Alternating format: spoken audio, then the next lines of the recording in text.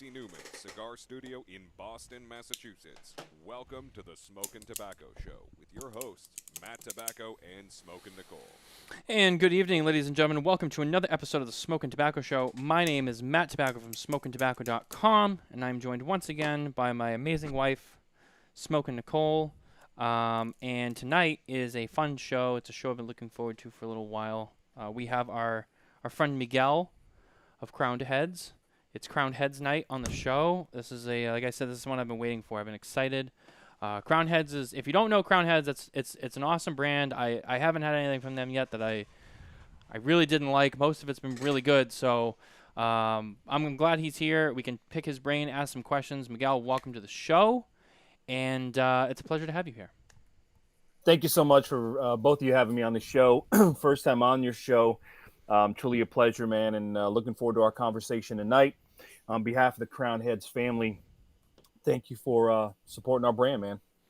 Absolutely. Happy to do it. Since you're the guest, I will throw it to you. What are you smoking tonight? You know, I'm smoking tonight a cigar that I don't get to smoke too often. It's an event-only cigar. It's available at select events around the country, Crowned Heads events. You can always check our website and our road shows for where the cigar is being featured.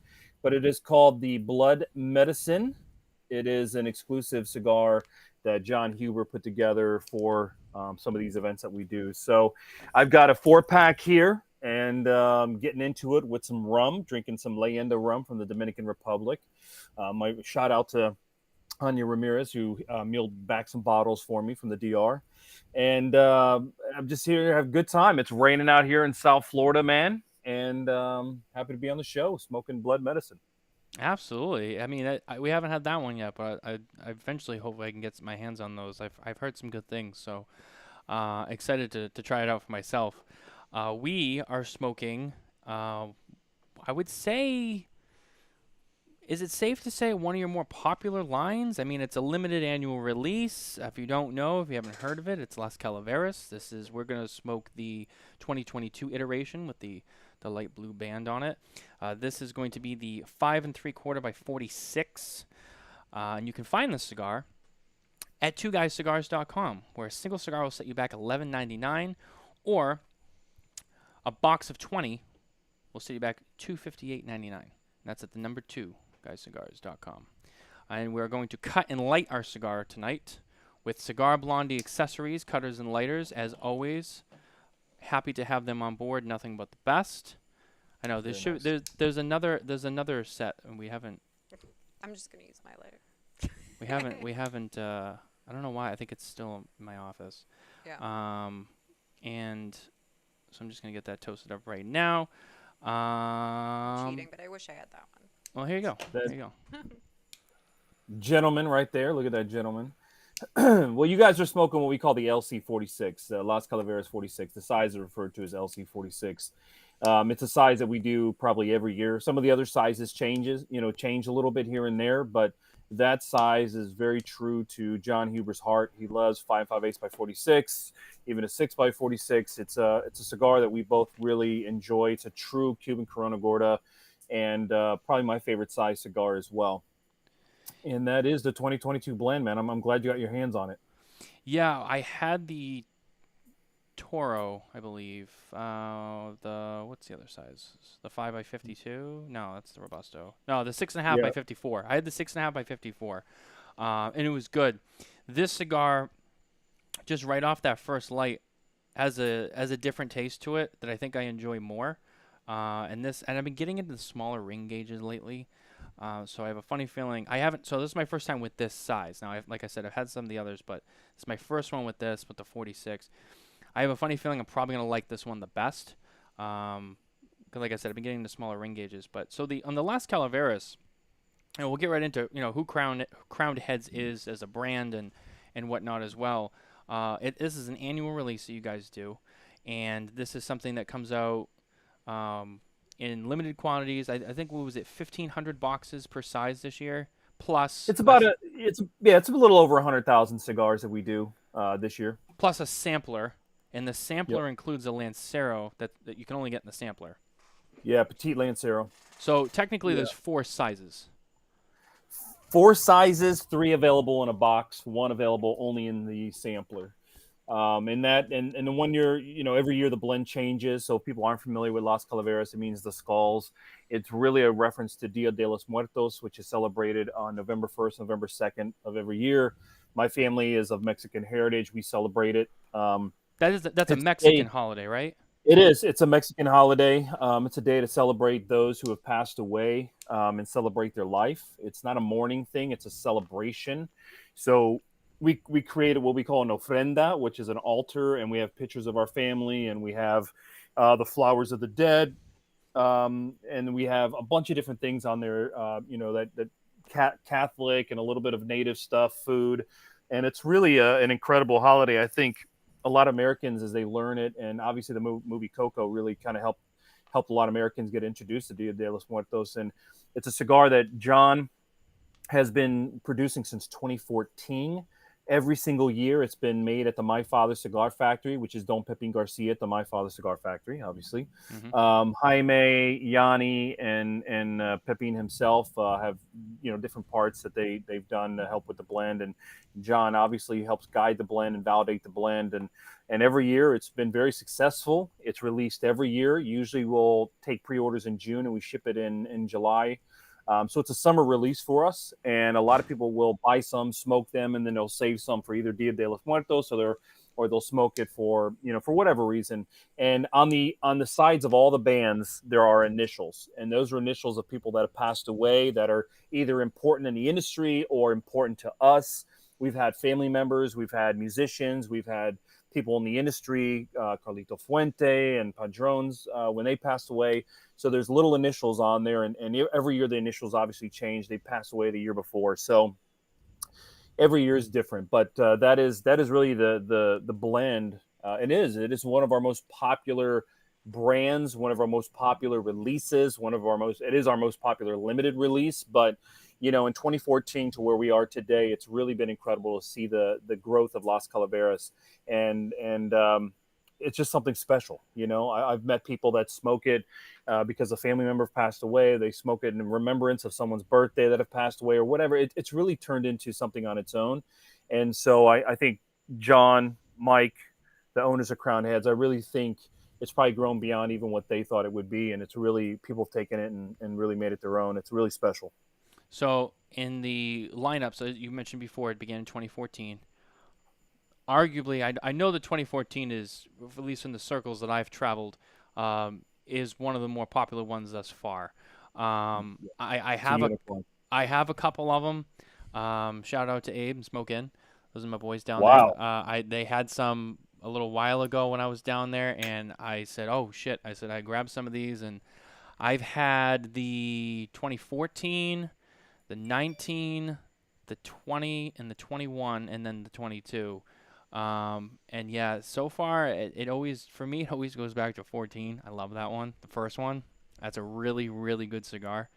In terms of the 22, as I continue to smoke into this, thinking back to the 6.5 by 54, I like this one a lot better. This one is a lot more refined and honed in, and the flavor on this is it's incredible. This is a really, really good cigar.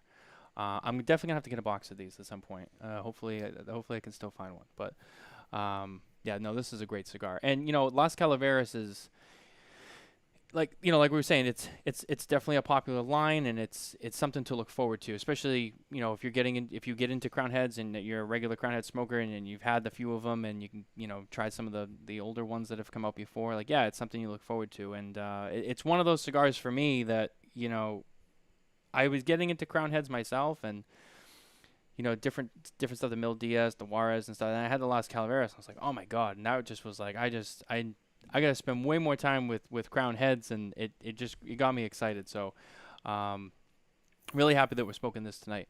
But let's talk a little bit more about some of the other things too. We mentioned some Juarez, Mil Diaz. You guys just brought back in. Tim Ozgener is back to the industry, and now he has his cigars with you guys. So tell us a little bit about that. Le Patissier is another one that's interesting because that one was if I remember correctly, that was a show exclusive from last year that was one size. Right. and you guys Correct. decided to release that in a multi-size format with a slightly tweaked blend. You had to tweak the blend because of the ring gauge of the original, so it had to be tweaked a little bit for the larger ring gauges. And when I say larger ring gauges, 48, 50, 52 is where we kind of go. I saw a question up there said what's the biggest ring gauge we make? We have done 56 in the past, but 54 is about as big as we traditionally go. A lot of 46, 48, 50, 54, some 52s in there. Yeah, so Crown Heads, is owned by Mike Condor, John Huber, two veterans of the cigar business, and they launched the brand after all of us were at CAO, and CAO was a family-owned company by the Ozgener family. For people that may have not been smoking that long, maybe people out there, they think of CAO, they may think of Rick Rodriguez, but this was before Rick. Rick was working for General Cigar. He was on Team La Gloria Cubana. A wonderful guy, and his new brand and blends are fantastic, by the way. But the brand CAO was started in 1968 by John Ozgener, Tim Ozgener's father, and they got into cigars in the 90s and became known as a cigar company. And when that company was being sold, a couple of years after that, all of us kind of left and did our own thing, and Mike and Tim launched Crown Head Cigars, and they did it with the help of Ernesto Perez Carrillo with his factory TLA in the Dominican, producing our first cigar, Four Kicks. And so it's been a very successful ride. I think what makes Crown Head successful is that John is very true to the industry. We may have some fun names and some fun, marketing and things, but our blends are very traditional, medium strength, medium bodied, more kind of cigars, very balanced is, I think, the most important word. And we stick to very traditional kind of ring gauges in that sense. Tim Ozgener coming back in the industry is great. Tim, obviously, after the family sold, and he took time out to really start a nonprofit organization called Oz Arts down in Nashville, and it's in the old CAO building, and it's a visual and performing arts place. It's a nonprofit. It's just this incredible place in Nashville that has become ingrained in the Nashville culture. And once Tim, now over 10 years, has got that in the right direction, producing great content, he now wanted to get back in the industry, and an industry that he loved and that his family, that he grew up in, and so he's back with a brand called Bosphorus, his family's Oz Family Cigars. And Tim obviously has a lot of connections to everyone at Crown Heads, and he's part investor in Crown Heads. So it just made sense for us all to work together. So I got to tell you, for me, the Ozgener family meant so much to me. That's where I was first hired 20 years ago in this business. This is my 20th year. Back in 2007, a lot of people who knew me back then, I had a brain tumor and was very sick, and the Ozgener family took great care of me with the help of Mike Condor and everybody at CAO. So I have this great love for the family as not just cigar makers, but also as people and as human beings. So it's a pleasure to be representing both companies, Crown Heads and Oz Family Cigars. And on top of that, I think Crown Heads just continues to put out great cigars, great blends, great products out there. And Le Patissier, you mentioned, is a cigar that's just another one of those cigars that just have that Connecticut broadleaf, that medium bodied, medium strength, very rich, very traditional ring gauges. And I think it really speaks to people. And I think the early signs show it's been a very successful launch. So Crown Heads is an amazing cigar brand. There's so many great brands out there. And if people are not familiar with Crown Heads, we do a lot of limited edition stuff because that's part of the fun, Absolutely. But check out our core brands still drive everything from Four Kicks, Le Carême, Mil Dias, Juarez, now Le Patissier, Luminosa. There's so many great blends that are in the portfolio. Hopefully people kind of get into them and try them out, man, and very proud to do so. I'm glad you mentioned the Four Kicks because I forgot all about that one. That one's another one that's, a huge cigar for you guys. Yeah, and there's two of them. The original Red Label is probably my go-to cigar. If you put me on an island and said, Miguel, you can take one box with you, it'd be the original Four Kicks with the Corona Gorda size, 5.58 by 46. Later on, we released a line called Four Kicks Capa Especial that has a Sumatra wrapper, and that's kind of our ode to Ernesto Perez Carrillo and kind of to his love of Sumatra. And so, yeah, it's a big part of who we are. Four Kicks is a name of a song by a band called Kings of Leon. If you're not familiar with that song, you should listen to it. And that was kind of the mentality at the time of Crown Heads launching that cigar. I actually haven't heard that song, and I didn't know about that backstory. So now I have to definitely check that out when we're done with the show. I had no idea, but gives me something to do. So a lot of information there, processing and breaking that down. Sorry. No, Sorry. that's why you're here. That's why you're here to tell your story. You're here to tell your story, the Ozgener story, the Crown Head story, everybody's story. I wanted to check in with Nicole really quick. So I wanted to ask you, I know you had an LC before, but is that the one you had the first time? It was, yes. Okay. And Because I prefer the smaller ring gauges. what do you think of that cigar? Oh, I love it. Yeah. I loved it the first time. Yeah. I as I continue to smoke this, I think I like this one the best. This is a great size. It really is. It's a fantastic. And you know what? I think part of it too is I've learned. So when I first started smoking, I was a big power smoker. I smoked my cigars really fast, got them really hot, and I smoked a lot of bigger cigars, larger ring gauges. And I think I've learned to kind of like do the low and slow, and have gotten into the smaller ring gauges. And when you smoke a smaller ring gauge, it's even more important not to get through it too fast and get it too hot. I mean, it's a lot easier to do. And so I think as I've learned to be a little more lower and slower, I think I'm finding that I'm enjoying the smaller sizes more than I used to. And I think that's a huge part of it. And so just lately, everything I've had has just been fantastic. Nicole was actually celebrating before the show, and she has to finish it after. But so we'll get Double to dipping. and we're gonna get to the news too, and this Yeah. will be our news segment for the show, just a little tease. But Nicole had a golden NFT that she hadn't smoked yet, and so in celebration of that being over today, she decided to smoke hers, and she's about halfway through, and she's been enjoying that. So another smaller format cigar, great. Yes. I think it's better than the original bowl. Go figure. It's great. So I'm all for it. Although there is a population of people right now who and Miguel, I'm sure you've seen in the comments that it's all about the larger ring gauge movement. And that kind of started with LFD, and I think now it's starting to spread to everyone else. Everyone's looking for these 90 ring gauge cigars, like some of the other brands out there. I think there's a few different people I think they get credit, but I think overall industry wide, I think people give credit to Ernesto Perez Carrillo for really being the originator of the big ring gauge. I mean, he was doing it before just about anybody else. I remember big ring gauges in the 90s. They were more of a gag, or a joke. You know what I mean? Someone would have a giant ring gauge cigar. It was made for you to see, to look at. But Ernie was really the first one that I remember marketing 660s to people.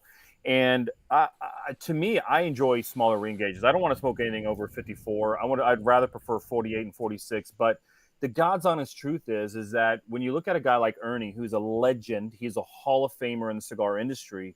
2 number ones and a runner-up, I believe. And a number 2, yep. And he's in the Cigar Aficionado Hall of Fame. I mean, the guy, a lot of people of his generation have passed on, as far as in the cigar industry. He is one of the real goats of the boom. You know what I mean? He was around it in the 70s, the 80s, and then benefited from the 90s and the boom, and sold his company, La Gloria Cabana, and then relaunched EPC. But he really gets the credit, I think, in the industry. And he'll tell you that the bigger the ring gauge, the more tobaccos you can blend.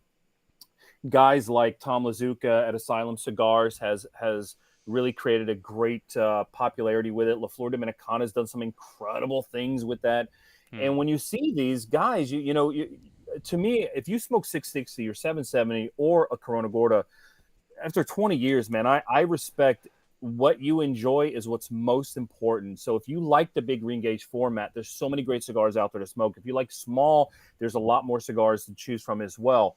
I'm more of a traditionalist when it comes to cigars. So Corona Gorda means fat. Corona was the most popular size, 50, 100 years ago. And Corona Gorda, literally, it was a fat cigar at a 46 ring gauge because a 42 was really a popular ring gauge. It's hard to even wrap your mind around that today. But I believe that those guys had it right, 100 years ago. 46, 42, even a Lancero and maybe a 38. I think there is a reason that those cigars perform so well. But like you said, you do have to smoke them slower. You have to take your time with a smaller ring gauge, and the wrapper really shows and it's really put on display when you smoke a thinner ring gauge. So if the cigar has a beautiful, nice, oily wrapper, it's really enjoyable at that ring gauge. And I can tell you that as far as crown heads goes, we do have some 56, some 54s, but I think for the most part, you can find almost a 46 in almost every single line that we produce. And we do that on purpose. That is truly John Huber's signature size. Before I met John, I smoked more 54, 56 ring gauge cigars. And then when I met John 20 years ago, John really got me into smoking sub 50. And that's kind of where I hover around. But when we were at CAO, I mean, everything came in a 60 ring gauge. You know what I mean? You're talking 2000, 2001, 2002.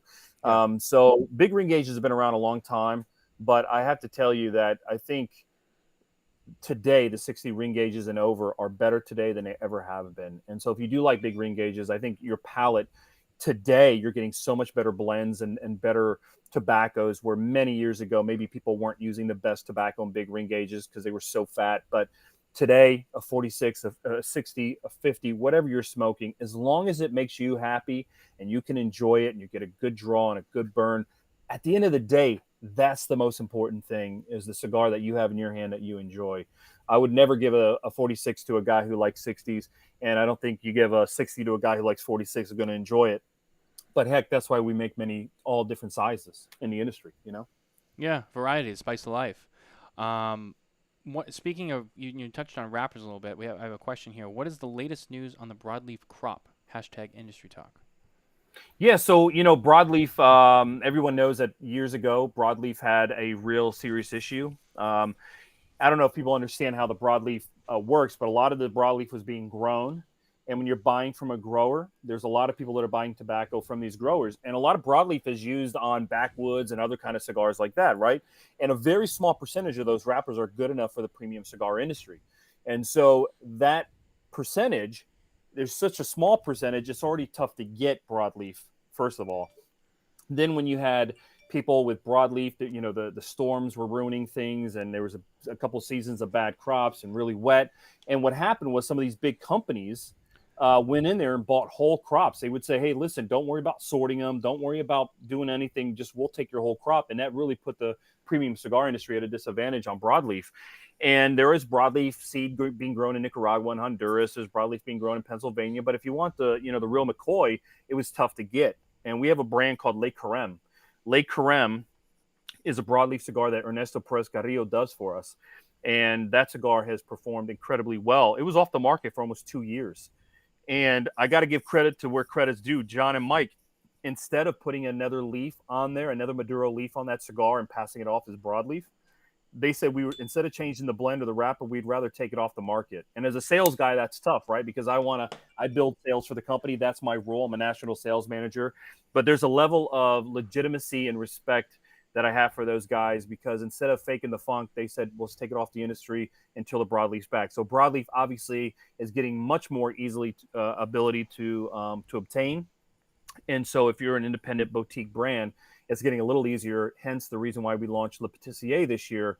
And last year, Le Patissier was a one-off, one-size trade show exclusive. This year, it's a full line because we were able to get our hands on broadleaf. Yeah, it's crazy, especially when you talk about the last couple of years specifically. I mean, with the pandemic, I mean, you had factories closed, you had farms that, there was some tobacco there, but then, you had shortage of help dealing with those tobaccos, and then everything opened, and then you have this influx of everyone who's like, okay, well, now we need all this product back, we need these tobaccos back, and, there's only so much that was available or being created, grown, rolled, whatever it is, and so then it created more shortages. So yeah, I mean, and broadleaf, that's one of those ones, especially Connecticut broadleaf. I mean, that's one of those ones that's high on the list of sought after limited tobaccos, and it's not easy to grow, or not so much grow, but obtain some good quality Connecticut broadleaf. I know, especially, was it last year? I know it was like one of the worst crops. I think I was talking to someone. Too much rain and things like that happen. So, that's stuff that's going to set the whole industry back when, anyone who's using that stuff. So, And like you said, I get it. And as a sales manager, yeah, it's got to be tough when you can't fulfill a sale or make a sale or fulfill an order. But at the same time, it goes back to the integrity of the brand, and you guys do what's best for you. And I think that speaks more volumes in the way that you guys protect the brand. One of the things I wanted to bring up here really quickly, only because I keep seeing it in here, and this will give you something to laugh at because you know Coop very well, and I know Coop Yes. very well. We love Coop very much. People are hating on him because on Spare Notes last weekend, he made a comment about, how certain ring gauges are just too big and whatever, and everyone's been giving him a hard time. Listen, guys, I'm going to do you all a favor. Forget about the large ring gauge talk for a minute. And Miguel will back me up on this. If you want to give Coop a hard time, just ask him about Gabe Kapler. Okay, you want to harass Coop, you want to make him feel bad. Tell him that Gabe Kapler is the best manager in baseball right now. Yes. That's where your shots are. I mean, you guys are messing around with BB guns. I mean, you want to pull out the missiles. Talk about Gabe Kapler. That's all you need. He will lose his mind. He will lose his mind. Yeah. So there is a group of us in the industry that are on a messenger group. It's a baseball messenger group. Hector from Espinosa's on there. Coop's on there. Some of the guys developing pallets, and then we got Rab Brass from Cigar Dojo, and all those guys. There's a bunch of us on this thing, and that is if anyone wants to start any shit, that is how you start it. You mentioned Gabe Kapler, and that'll kind of put a complete end to any productive conversation that we have. And if you're in a pinch and you need something that's not Gabe Kapler, Matt LaFleur of the Green Bay Packers is also a nice alternative. Nice. I don't know anything about football, so yeah, there you go. Oh yeah, don't talk about Matt LaFleur. You say Matt LaFleur should be coach of the year, he'll be like, guy can't win the playoffs. That's a good Coop, man. That was a good Coop. You look, man. So Coop was kind of bashing big ring gauges, huh? Oh yeah, he was. He was. Yeah. A little bit. I do think for a while that was very much in vogue. It was almost like, well, if you smoke thin ring gauges, you're a real connoisseur. If you smoke anything larger, you're not. I think that's so crazy. You know what I mean? And it's you if you fall in love with a particular, I mean, it's so funny. I grew up in Cincinnati, Ohio. I live in South Florida now, but it was like when I do these events, the only spirit that anyone would be drinking at an event in Cincinnati is bourbon. And you'd meet a guy and you'd say, man, this bourbon is the greatest bourbon I've ever had in my life. And then I'd go to another table and the guy goes, man, that guy's drinking shit bourbon over there, man. This is the real good stuff here. And it's just like ring gauges. I mean, you could argue until you're blue in the face about ring gauge, but the God honest truth is they all sell. We sell a lot of 46. We sell a lot of 48, a lot of 50. And you talk to Lazuka. Lazuka sells a hell of a lot of 70s and now 80s and 90s, for God's sake. You know what I mean? So whatever floats your boat, whatever you like. Now, I would tell anyone that if you don't smoke thin ring gauges, you got to give it a try, but you do have to kind of, like, as you mentioned, you got to change up the way you smoke it a little bit. If you get a cone on the end of your cigar, you're smoking your cigar way too fast. It should be flat as you smoke it. Take your time and really enjoy your cigar. Yeah, absolutely. Another question I wanted to ask you. You early in the show, you mentioned how you guys do a lot of limiteds. Yes. A popular comment that comes up, and people have mentioned this on the shows, and we've talked about this with Coop, and I think you already know where Coop stands on this one particularly, but I'll ask you. Some people think that there's too many limiteds on the market right now. They think that the market is being overrun by limiteds, and a lot of manufacturers are kind of losing sight of the core lines and focusing too much on just having limited products, and it's like chumming the water for a quick buck. Now, as a manufacturer, when you hear someone say that, and who does a lot of limiteds, do you agree with that? Do you disagree? And do you feel like it's just the industry evolving? It's not necessarily bad for the industry. It's just a change that some people just can't understand. I think the industry is evolving. When you go back to the 80s and the 90s, there were not really that many limited editions. I remember Macanudo would do some limited, crop editions or whatever in the 90s, but it really wasn't a thing. I think the industry has evolved, and it's part of the industry. It's not going away. And I would argue that probably 7 out of 10 retailers love limited editions. It's something that they can put in the middle of a table that doesn't take shelf space from the core. It's something that kind of turns quickly. A lot of retailers, look, all I do is sales. That's what I've done my entire life. And when people say, hey, man, your Le Creme Bellicoso Fino, your Mule Kick, your Las Calaveras, these are cigars that bring people in the humidor. And while they're in the humidor, they're picking up a handful of other cigars. And so a retailer, 7 out of 10, I would argue, love limited edition because it brings people to the door, because the number one question today is what's new, what's new? Four Kicks is 11 years old. It still sells.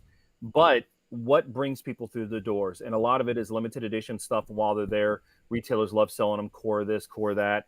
Oh, you like a monster from P. Johnson? Well, hey, have you smoked this Cavaguan, or have you smoked the red label or brown label? That's part of the industry, and the industry has evolved. I do think if you're just putting out limited editions for limited edition's sake, it doesn't make sense. But when there's a reason for it, for us, like Mule Kick, there was a reason for Mule Kick. If I'll give you an example. So when we had the original Four Kicks launch, here's the story behind Mule Kick, is that there were a set of wrappers that just were not the right color when they came out of the fermentation. They were just a little bit darker. And so when you create a cigar line, you'll deal with 2 or 3 different shades of wrapper that are okay to use on that cigar. So when you open a box, all the wrappers should be the same color. But if you open 2 boxes, they may be slightly different. There were wrappers that were just a little too dark. And Ernesto told John, hey, John, he was at a trade show. He said, John, I've got a lot of these wrappers that are just too dark for Four Kicks. We got to think of something to use these for. And later on in that day, Ernesto wanted to share with John an exercise he was doing. And he had like a 3-piece suit on. He's getting down and doing these kick outs, and he called it a Mule Kick. And so the original Mule Kick started was to use these wrappers that were a little too dark for the original Four Kicks. So it was, let's tweak the Four Kicks blend. Let's make it a little stronger, and let's use these darker wrappers. So there's reason behind some of these things. We don't do a lot of figurados. We don't do a lot of shaped cigars, right? And so the Le Creme line is a box press line. Not everybody's a box press fan. So we created the Le Creme Bellicoso Fino, which is round, but a Bellicoso. And so that's something that we don't normally do. And production-wise, not something we want to commit to. So we do a limited run every year, or try to do it every year, of the Bellicoso Fino and the Le Creme line. And so if you've got reason behind it, I think you understand it a little better. And a lot of times I will argue that limited editions will help also create core lines in the future, because people are experimenting with tobaccos. And especially you see a lot of the small guys doing limited editions, because there are a lot of unique tobaccos that are just not enough quantity for the big guys to use it, like Generals and the Altos of the world. But the smaller guys can utilize this tobacco. And so as long as there's a reason behind it, I'm all for it. I think it's fun. I would argue that almost every industry deals with limited editions now. The beer industry is dealing with a lot of limited edition beers. If you're I have friends that are in the shoes, the amount of limited edition Jordans, limited editions, Yeezys out there, it's not just cigar industry. It's happening all over, and it drives the core line. If your limited editions are taken away from your core line, then you have a problem. But when it's a complement, then I think it's great for the industry.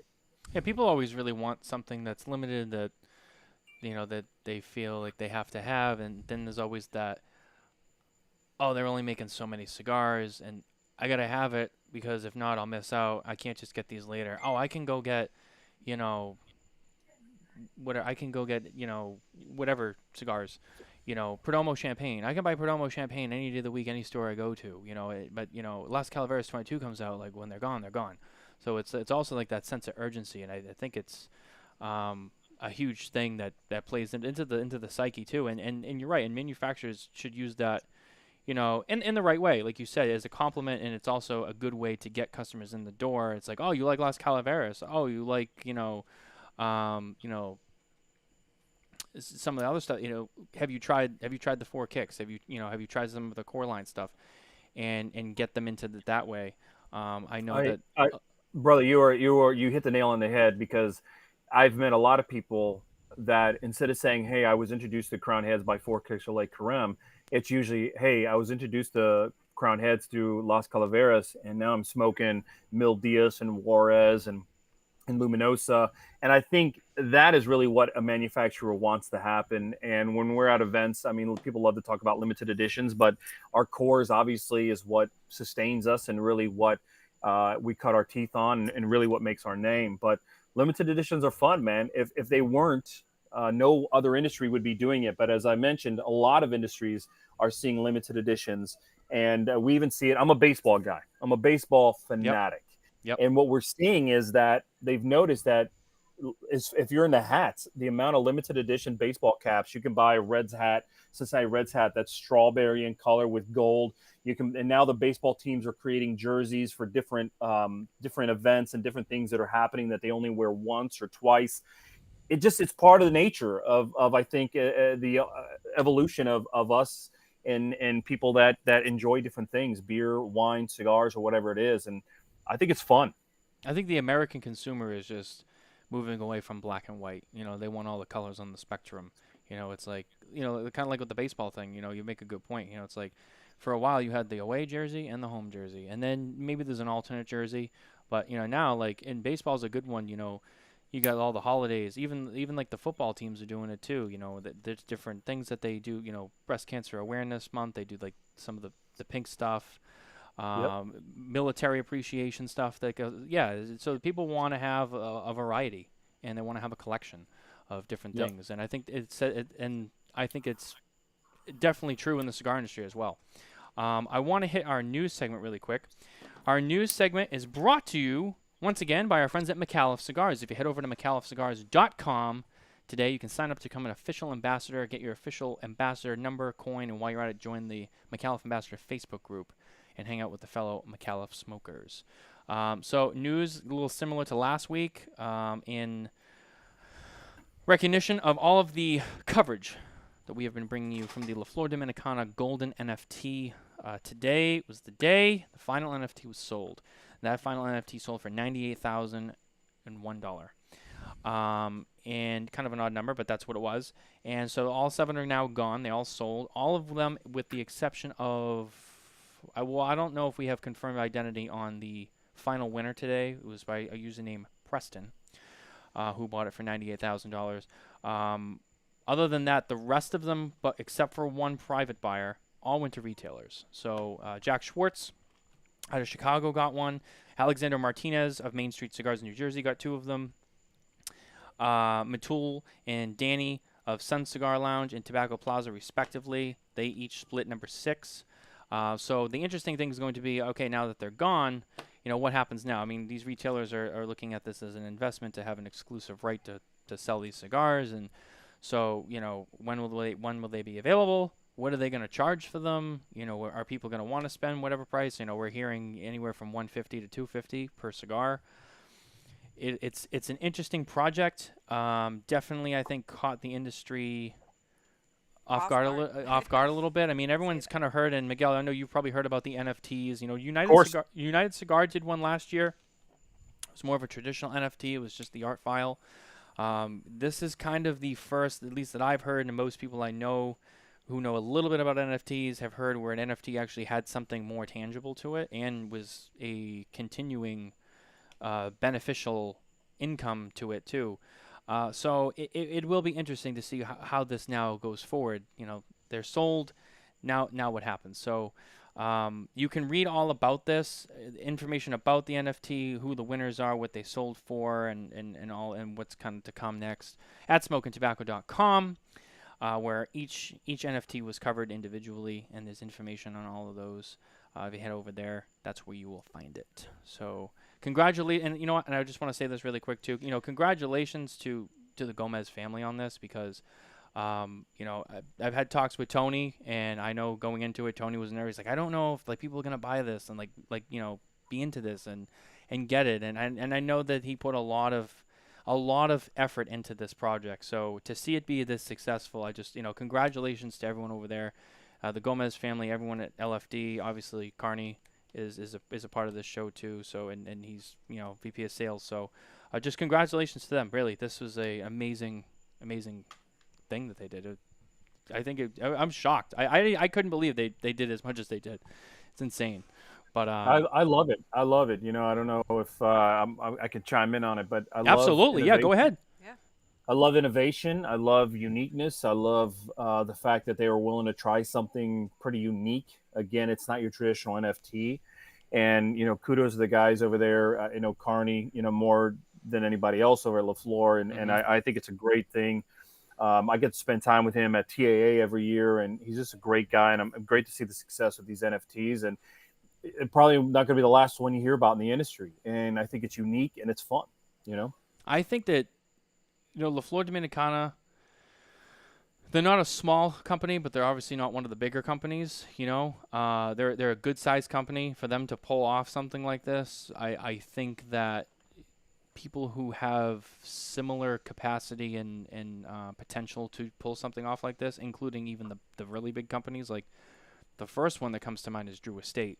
I think you'll see some other manufacturers attempt something either like this, similar, maybe a little different, but in that way where there's something else attached to it. It's not just that NFT file. So it will be interesting. I'm banking that at least one other manufacturer attempts this in the next few years, and I'm really interested to see who it is and what exactly they do. And you're right, innovation. It's something that, and we kind of touched on this before about, the industry changing. We talk about limiteds, we talk about cigar sizes and things like that. I mean, early days of cigars were pretty black and white. Kind of goes back to that whole, like, just kind of the simple thing. The industry has changed. There's so many more brands now. There's so many more limited editions. There's even the tobaccos that are being used now. I mean, you talk to a lot of these manufacturers. They're all using, all these different hybrids and blends. And there's so many more resources now that, as, someone who was with the manufacturer, you know this for sure, and you can speak on this. I mean, there's so much more potential for all of the manufacturers now, even the retailers too, because the manufacturers create things and then the retailers have to move it, right? So I think it's just like you said, it's an innovation, and it speaks volumes to how the industry changes. So we are at the 46-minute mark, and time flies. I can't believe how fast these shows go now. It's amazing. Getting back to Crowned Heads. We saw you guys at PCA this year. Do you guys do TPE? I can't remember. I don't know if you were at Yeah, TPE. we do. We do TPE, TAA, and PCA. And TAA. Okay. So I don't know. I don't know if we caught up with them at TPE this year, but PCA we caught up with you guys. Like I said, I caught up with John and had an exclusive interview with him on the trade show floor. You can check that out at SmokinTabacco.com and our YouTube channel. Great booth, awesome booth. Everything was on display. One of the things, Coop and I were talking about on the show this past weekend was, people who just displayed well at the booths and really showcased their product. And we talked about, like United and LFD who had their stuff in the glass case. And Crowned Heads was another one. You guys had great presentation on your products, really showcased well. Booth was buzzing. I have to say, it was a pretty busy show, but the Crowned Heads booth, that was a busy booth. That was a buzzing booth. You guys seemed to have a good show this year. And you had new stuff to show, and obviously you had the Ozgener stuff there as well. So, kind of maybe a quick recap of your PCA experience this year as a company. I know you guys did some sponsorship. You sponsored the opening night party. You guys had a pretty big year at PCA this year. We did. We were the headline sponsor for the show, and then we also sponsored the opening party, which was incredible. I think that a company our size has really made a big impact in the industry over the last 3-4 years. It's been just a big commitment, I think, on Crowned Heads' behalf to really support the trade show. We're big supporters of PCA and the work that they do. We know the amount of money it takes to defend this industry. And so we're very proud to take part and invest our dollars into the trade show. And this year was another great show. It was another record show. It seems like every year that we do the show, it's a record year. And the amount of feedback's overwhelmingly positive. We had a lot of stuff debuting at the show. Ace Prime, who we distribute, they debuted a new line called Mas Ignios. Crowned Heads debuted Le Patissier. And then Ozgener made his debut with Bosphorus and Pi Synesthesia. And, of course, we also had trade show exclusives. Ace Prime had Maria Lucia. And then we had a cigar called Sfumato. That's getting out there in the industry right now.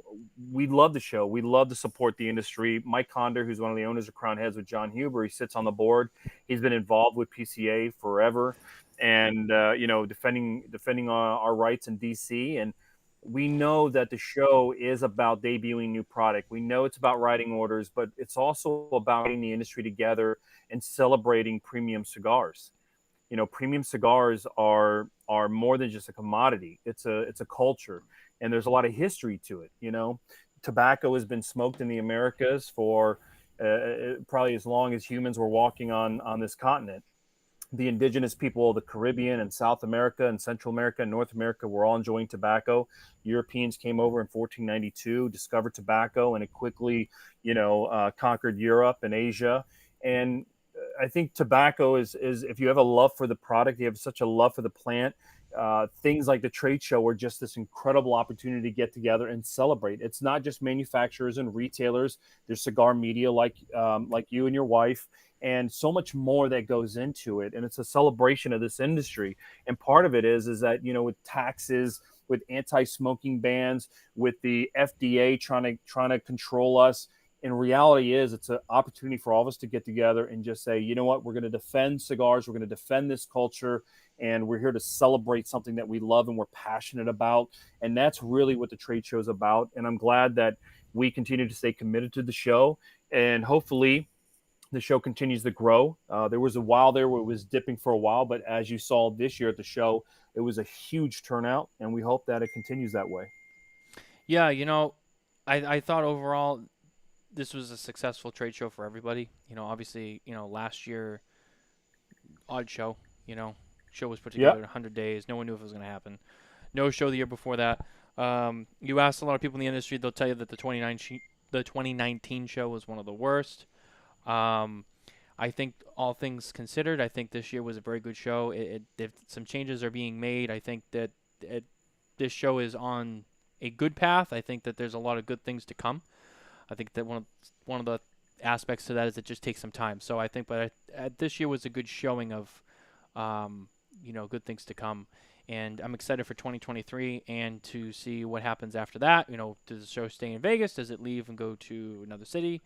We don't know, but time will tell. But I wanted to take a break from industry talk a little bit. And is it time? I think it's time. Might be time. I think it's time. Wait, hold on. Always takes a minute with this one. All right. Our top three, brought to you once again by a brand that's very special because of a very special man attached to it. Room 101 Cigars. Watch the Smokin Tabacco show. Eat your vegetables. Take your vitamins. Smoke Room 101. This week for the top three, I got to go baseball, right? I have to go baseball. I got to get you out of the cigar headspace. Got to give you a break from that. You talk cigars all day. I had a couple different options, but I'm trying to make this one a little unique. I don't want to just do, hey, favorite teams. I mean, I have two. If you struggle on one, maybe I'll give you the other. Favorite. Now, you're a true baseball fan. You're not just like a Reds fan or a Yankees fan. Minor historian, if you will. Yeah, you're a baseball fan. So I'm interested to see how you answer this one. So, not by like overall the teams themselves, but I mean when I say team, I mean like by year, like the 93 Yankees or whatever, right? Favorite or the best in your opinion, 3 teams of all time by season. Oh God. To me, it would be the 1976 Cincinnati Reds. That's not because I'm a Reds fan. That is because they are looked at as one of the absolute best teams ever assembled. In fact, you probably could not assemble that kind of team today. It would be nearly impossible. I think you have to go with I forget the year, but we're talking early 1900s. The New York Yankees, Murderers Row. You're talking 27. Let me see if maybe it was 1927. You're talking about just an absolute insane baseball team that is one of the greatest to ever put together. In fact, all throughout the 20s, the Yankees were this massive, successful franchise. Obviously, Babe Ruth had a lot to do with that. I would say that, let me see if I could find the actual year. I thought it was 1927. I think you're right. I think it's 1927 Yankees. And then I would say the 1996 probably Yankees, because I was alive for that team. I wasn't alive in the 70s or in the 1920s, obviously. But I think it was the 96 Yankees that just, I mean, Jeter, everyone that was on that team, just absolute insanity as far as the amount of talent on that team. And we know how many rings they won in the 90s, but that I think it was the 96 team that just blew people away. So the 1927 Yankees, the 1976 Cincinnati Reds, and the 1996 Yankees. I'm not a Yankees fan by any means, but you have to give credit where credit is due. And the Yankees could probably be on that list several times because the teams they had in the 60s with Mantle was absolutely amazing as well. But there's so many great teams that were out there, and it's very hard to just select one or top three, I should say. But those would be my teams. Those would be the teams that I don't think you could get any better. 1927 Yankees, that was the team. Now, we're from Boston, so, I mean, you're talking about Cincinnati Reds. First of all, you get 75, which that one hurts. Well, we've made up for it. We've made up for it since then. We got 4, but listen. 1975. If you talk to just a passive baseball person, everybody remembers this, right? Everybody remembers that. And they don't remember Game 7. Yeah, they don't remember Game 7. Pete Rose guaranteed a win, but it's probably one of the greatest World Series ever played in Boston, unfortunately. I mean, when you look at the history of Boston, much like the Cubs, they had so many great teams that just never got it done. And my good friend Bear, who's involved in cigar media as well, Bear is a diehard Sox fan. And when you see the Red Sox and the success they've had over the last 15 years or so, I mean, it's really amazing. Big Papi, Martinez, all the names that have come through that, and to see all the World Series that they have now is incredible after such a long drought. But the history of baseball, I mean, Ted Williams never got a ring. I mean, it's hard to believe the greatest hitter to ever play the game never got a ring. I know. And I know your guys' rival with the Yankees, but I the Reds too. I mean, we beat them in '76. But those teams are just incredible. I mean, you as a Red Sox fan, I always tell like Bear, Bear sometimes complains about how they've been performing of late. And I said, listen, if you've won a World Series and you're an adult and you've seen it in your adult life, I said, you have no room to complain. I was 10 years old when the Reds won their last World Series in 1990. So, I don't feel bad, when I hear a Giants fan complain or something. Oh, listen, you guys won 3 recently. Okay. Like no complaining at all. We got 4. They got 3. Astros have 2. Astros have 1. Astros have 1. Dodgers finally got 1. Cubs finally got 1. So, I mean, you got the White Sox finally got 1 in 05. 05, the White Sox, that was really something. One of the ugliest World Series rings I've ever seen, but the White Sox got one. Yep. And last question while we're on the topic before we wrap up the show, because I don't have the opportunity to ask many people this question, especially a Reds fan. Is it time to forgive Pete Rose?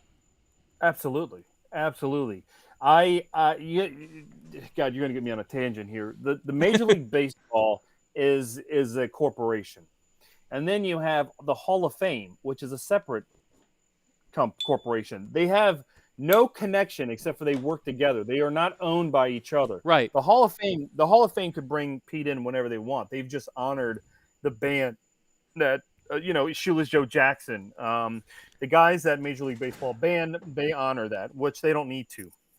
But how can you have a Hall of Fame if you don't have the hits leader on your team? And even if you took away, a couple hundred hits from the guy, if you wanted to, he'd still be the king, man. And he is a guy who played a long time, played for 3 different teams, was a hit machine. He was great for baseball when he was playing. I think you have to put guys like him in the Hall of Fame. And you can be put in the Hall of Fame as an executive. You can be put in as a player, as an umpire. There's a lot of cigar media. You can get in for being in media and baseball. There's a lot of ways you can get in. Vin Scully's in the Hall of Fame, right? Absolutely. And Yeah. so is Marty Brenneman and Yep. so many great guys. And so when you look at Pete, you put him in as a player because that's what you won't put him in as a manager, or you won't put him in as an executive, which he never was, but you put him in as a player because when you have that many hits, and anyone who watches baseball today, when their favorite player gets hurt and they go, man, this guy's always hurt or whatever, it's hard to stay healthy in sports. And Pete played a very long time, and he was continuously getting hits. I mean, the guy deserves to be in the Hall of Fame. I believe, unlike Shoeless Joe Jackson, I believe that they will put Pete in the Hall after he dies. Yeah, I think so too. I think it'll be after he dies. Mm-hmm. That'll be like the tribute. All right, we'll let him in. It's a shame that he won't Yeah. see it, but he'll get in. And you know what's in a little baseball effect here, Crosley Field, where the Reds played 2 stadiums ago. Yeah. You could smoke in the ballpark, and there was one cigar brand they sold called Eyebold, and that was at the time was a machine-made cigar made in Cincinnati, Really? and that was the only cigar that was sold in the ballpark. Really, I didn't know that. That's interesting. Yeah. Very interesting. And I don't think you can smoke at any of the ballparks now. In fact, I think the only sports game you actually can smoke at is a Tampa Bay Lightning game. Yeah, well, the Tampa Bay Lightning have a cigar lounge sponsored by the Newman family, and there is a cigar bar. There is a cigar bar at Tigers Stadium. I forget the name of their stadium. Oh, I was just really? there recently. They have a cigar lounge in there, and at one time it was sponsored by Asylum and CLE. I don't think it's sponsored by them anymore, but it's still there. You can go into their cigar bar. It's enclosed, and you can watch the game on TV. It's in the ballpark, and you can watch a Tigers game. Oh, I didn't know that. You know, it's too bad. I wish there was more of that. You know, there's definitely a lot of people out there who would definitely enjoy going to any game and being able to smoke a cigar. Now, when I was at CAO, I remember the Pittsburgh Pirates had one game out of every year where they had a section in the outfield that was for cigar smokers. And I remember because one year CAO was invited to throw out the first pitch of the game, and Mickey Pegg, who owns All Saints Cigars, did it. He was our VP of sales at CAO at the time. And so at one time, Pittsburgh used to celebrate one day out of every year, a home game that they would have cigar smokers in the outfield, but no longer, unfortunately. Unfortunately, tobacco and baseball have kind of had a terrible breakup. But, you know, when you look at some of the minor league or the old school minor league teams, Tampa Bay Smokers, the Tampa Smokers, they had a cigar on their jersey, which you can still buy today from Ebbets Field Flannels out of Seattle. And when the Tampa Bay Rays wore those jerseys a few years ago, the MLB had them take the cigar off the actual jersey. So, that's a shame. Yeah. But if you're a cigar fan like me, you can actually go on Ebbets Field Flannels and buy a Tampa Smokers jersey, and it has a big cigar on the jersey. Wow, I didn't even know. That's cool. That's some fun stuff. Yeah, I had to pick your brain about baseball while you were here. You know, it's something different and it lightens the mood a little bit too, right? Well, I love baseball. I love cigars. I think they go hand in hand. I don't think there's anything better than just sitting on your lanai. It's a word I learned here in Florida, or your patio up north. Put on a baseball game on the radio and sit back and have a cigar. There's just something special and very romantic about it, and that's something that I enjoy doing. Absolutely. It's a great time. We are running out of time though. We're getting towards the end of the show. I hate to end it short, but you know that's just the way the cookie crumbles. You know, Miguel, thank you for being here tonight. Really, it's been a great time. Thank you for taking the time to come on and hang out with us and smoke. But before we let you go, anything else that you want to say, cover, plug, whatever? The show is yours. Well, look, I always thank you so much for having me on the show. I always enjoy doing these. And for me to be able to sit down and talk cigars industry, I mean, I could talk industry for days. I love it. I appreciate all the work that you two do. And when you do these shows, it reaches out to people who are out there who are enjoying cigars. And they didn't have this in the 70s. They didn't have this in the 80s or in the 90s with the cigar boom. And now with today's technology, you can smoke with cigars from people all over the world. And you guys who take your time and to do these shows and produce these shows and invite us on, it's an honor to be on your show. So I thank you for that. And all the people out there that are listening, that are watching, you know, I just remind you that cigars are a culture. And cigars have been around a very, very, very long time. Before Europeans came to this country, tobacco is a native to the Americas. It's part of our culture. It's part of who we are. The forefathers of this country, they grew tobacco, and tobacco is such an important part of American history and legacy. And I think when you enjoy premium hand-rolled cigars, it's just a celebration of life. It's a celebration of friendship. It's a celebration of this culture. And through all the rough and tough things that our industry goes through with legislation and bans and taxes, the fact that all of us out there that are enjoying cigars, we all play a small part in keeping the culture alive.